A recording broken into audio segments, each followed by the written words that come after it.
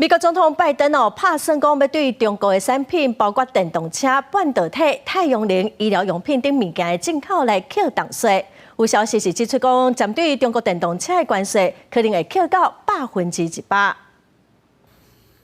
设在密西根州利沃尼亚的一间汽车测试和降低成本的咨询业者 CareSoft Global 是透过设在中国的办事处，买一台比亚迪海豪车款的电动车，甲伊拆解分析，佮做测试。要伫同样汽车公司做总工程师的沃伊乔斯基讲，这款车是向美国汽车业挑战的一个信号。美国的汽车业伫设计低成本的电动汽车这方面，其实是落后中國真侪年。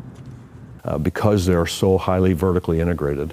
at their labor rates, in their process, in their environment, a tremendous cost advantage. And so that's why they're bringing forward a vehicle priced in this $11,000 range. 比亚迪这款小型、价值较低电动汽车，驾驶性能是真好。同款工价车款伫美国卖，价值是比伊悬3倍。比亚迪已经伫加州是有设生产电动巴士的工厂，而且一直伫墨西哥找适合设厂的地点，一定用北美自由贸易协定的利便，让产品免关税销去美国市场。为了阻止中国电动车的入侵，美国政府除了是一直甲墨西哥当局施压，地政人士嘛讲，拜登说落来会对中国电动车扣100%的关税。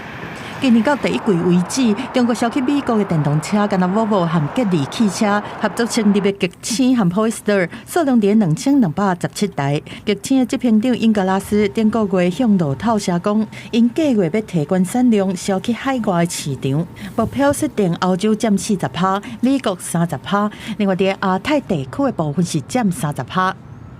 根据了解，14就要公布的新一波的关税，佫会保留川普政府的时期，对价值3600亿美金的商品扣的定发性关税。除了电动车以外，项目佫锁定半导体、太阳能板、医疗用品这关键产业。公司新闻王慧文编译。